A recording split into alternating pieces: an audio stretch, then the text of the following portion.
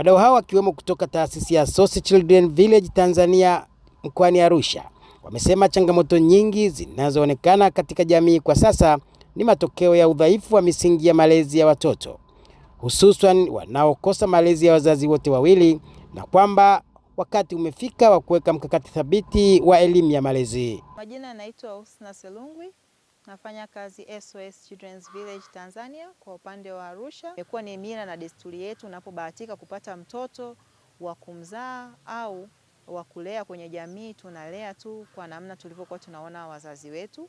Ni jambo zuri, lakini kutokana na tafiti mbalimbali, maendeleo mbalimbali ya kwenye ulimwengu wetu, kuna uhitaji wa wazazi, walezi na jamii kwa ujumla kupata elimu ya kulea watoto, elimu ya malezi, ili kuweza kukabiliana na changamoto, lakini kuhakikisha kwamba watoto wanazaliwa, wanakuwa, wanapata uchechemuzi unaotakiwa, lakini wanapata malezi yenye maadili na misingi ya kitaifa yetu.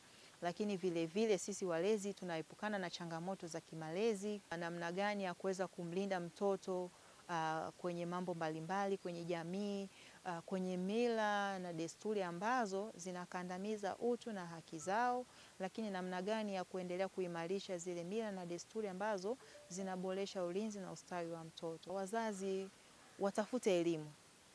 Kwa sasa serikali na wadau mbalimbali wamekuwa mstari wa mbele kuhakikisha wanaipeleka ile elimu kwenye jamii, lakini na sasa sisi kama wazazi tunahitaji kutafuta hii elimu.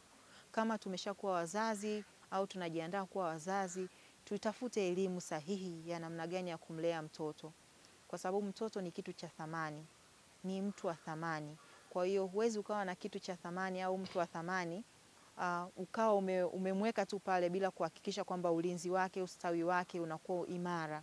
Kwa hiyo tutafute elimu ili tuwe tuna elimu sahihi ya namna bora ya kuwakuza na kuwalea watoto wetu. Changamoto hiyo pia imezungumziwa na baadhi ya wazazi na pia walezi ambao wamesema pamoja na hali hiyo ya watoto kulelewa na mzazi mmoja kuonekana ni jambo la kawaida katika baadhi ya familia, imeendelea kuleta athari kwa jamii na kwamba elimu pekee ndiyo njia itakayotatua tatizo hilo.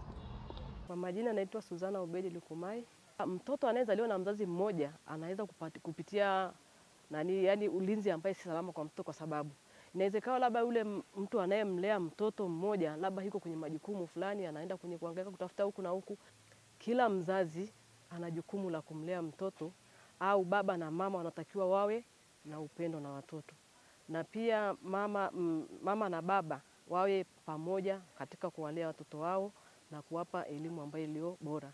Kwa yule mtoto ambaye analelewa na mzazi mmoja, yani inawezekana kukuta labda mtoto analelewa na bibi, na wale watoto ambao labda wanalelewa na bibi ana malezi kama bibi, lakini sasa kama bibi akipata elimu kama hii ya kumlea yule mtoto, yani asimlee kama bibi, amlee kama baba na mama, ili yule mtoto ajue kwamba nimelelewa sasa, niko na baba, niko na mama, sio bibi, kwa sababu bibi ana malezi yake tofauti na ya baba na mama. Kwa majina naitwa Domina Baltazar Mboya. Katika hali ya kawaida kabisa malezi saizi yamekuwa ni changamoto.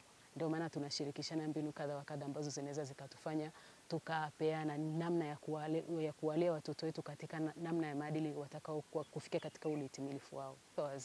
Wazazi baba na mama ambao wengine sasa hizo wamekuwa na majukumu mengi sana, wana wajibu mkubwa wa kumtunza mtoto na kumlelea kufikia ule utimilifu wake. Kuanzia miezi 0 mpaka anapofikia umri wa miaka 18. Lazima tunajua malezi yanategemea, kuna malezi ya familia, lakini pia tuna malezi ya baba mmoja. Yote yanatokea kutokana na hali inayoweza ikamkumba mtoto. Naitwa Alex Makala Mkumbo. Changamoto kubwa ni watu uelewa ni mgumu. Watu wanakuwa wagumu kuelewa, ukimueleza inaonekana kama vile labda unamlazimisha, lakini kumbe unamueleza ili aweze kulea watoto kwa njia inayopaswa. Inahitaji elimu, watu kuelimishwa jinsi ya kuweza kulea watoto. Bila elimu kupita, watu kuelimishwa, hilo tatizo ni ngumu sana kutoka. Kwa mujibu wa wadau hao, ukosefu wa elimu ya malezi kwa wazazi umekuwa sehemu ya vichocheo vya migogoro, chuki na uhasama ndani ya familia, hali ambayo baadaye huzaa vitendo vya ukatili na athari kwa maendeleo ya mtoto.